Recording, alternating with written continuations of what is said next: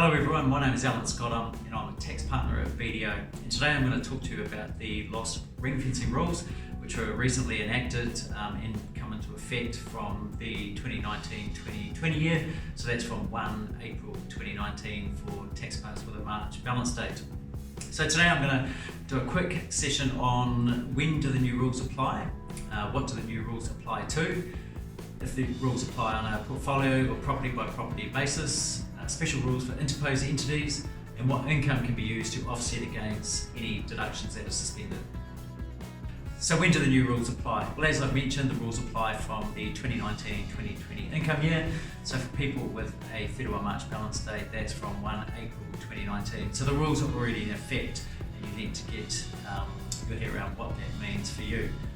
One interesting thing about the rules is that they were largely rewritten after the FEC hearing, ideally to make them more practical and easy to understand. But as always with tax, the devil is in the detail and there are some complexities. We're expecting a TIB to be out around September, which will hopefully clarify some of the issues and give some examples as to how the rules work. Okay, what do the rules not apply to? So exempted from the rules are the taxpayer's main home. And that might seem a little bit odd because does a taxpayer have deductions for their main home? Well, the type of examples where this could apply is if an owner of a home has a boarder or they're renting out a room or something, and perhaps they have some excess deductions in relation to that activity, then that activity isn't subject to the loss ring fencing rule. Rules also don't apply to property that will always be taxable on sale. So for example, if somebody bought a property with an intentional purpose of sale, rules would not apply to that particular property. And there are a number of other rules that treat gains and sale of property as being taxable. So generally speaking, if a property is caught by those rules, then the loss ring fencing rules do not apply. The loss ring fencing rules also do not apply to properties subject to the mixed use asset rules. That could be, for example, somebody who has a batch that they're partially renting out and also using for private purposes. The loss ring fencing rules also do not apply to accommodation provided by an employer and to certain government enterprises. Importantly, in terms of standard companies, the loss ring fencing rules only apply to close companies. So if a rental property is held by a non-closed company, then the rules do not apply to that company. We're now going to talk about how the rules can apply either on a property by property basis or on a portfolio basis. So the default position is that the rules will apply on a portfolio basis unless a residential rental property owner elects to apply the rules on a property by property basis. Turning first to what happens to the rules on a property by property basis, in that situation any excess deductions stay with the relevant properties. So you treat each property on its own and any excess deductions effectively ring fence to that property. So those ring fence deductions can be used against income if the property is sold and the proceeds are taxable. Otherwise, any ring fence deductions on sale of the property can be transferred to another property portfolio. And you can have some properties on a property by property basis and other properties on a portfolio basis. So turning now to the portfolio basis, if you do nothing and the default portfolio basis applies and you've got one or more properties in a portfolio, then any excess deductions in relation to one property in that portfolio can be offset against residential rental income from other properties in the portfolio. So we effectively treat your portfolio as one group for the purposes of the loss ring fence rules. One of the disadvantages to the portfolio basis is that in order to claim any loss ring fence deductions that exist after you've sold all of those properties must be taxable on sale.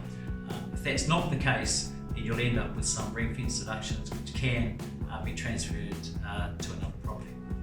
So how do you choose whether to apply the rules on a portfolio or property by property basis?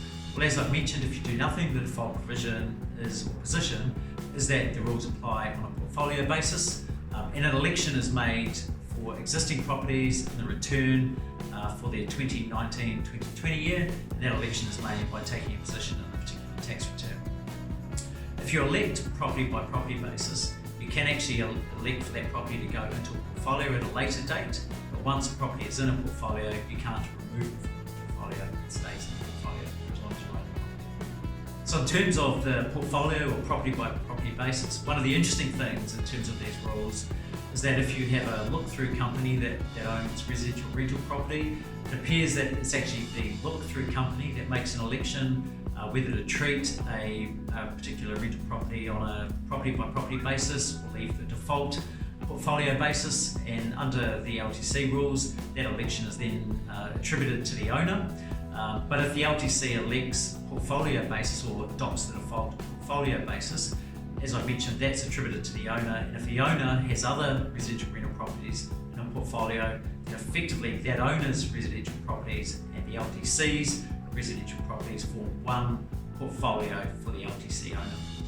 Turning now to some of the special rules that apply to interposed entities. Now these rules apply where someone has borrowed to acquire an interest in an entity, and in a particular income year, over 50% of the entity's assets are residential properties. The rules are designed to prevent people from leveraging such an entity, claiming an interest deduction, for example, to borrow to buy shares in a company in this situation. So the rules are designed to effectively treat borrowings in that situation as though they're deductions that relate to residential rental activity, and the standard residential loss ring-fencing rules will apply with some modification. In terms of companies, any deductions that are ring-fenced under the loss ring-fencing rules, they will be subject to the typical standard shareholder continuity rules and can only be carried forward if those continuity rules are satisfied.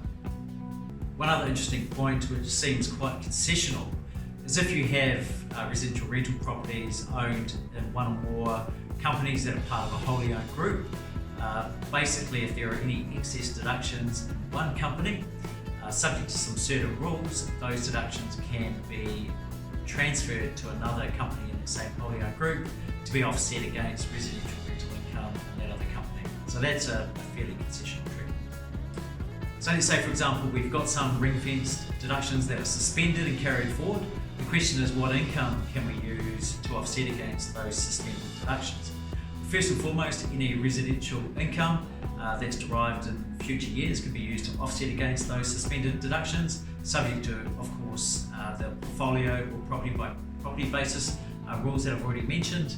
Additionally, any suspended deductions can be used to offset against income arising on the sale of a property by virtue of depreciation being clawed back, and also any gains on sale of property that are taxable under the revenue account property sale of lands.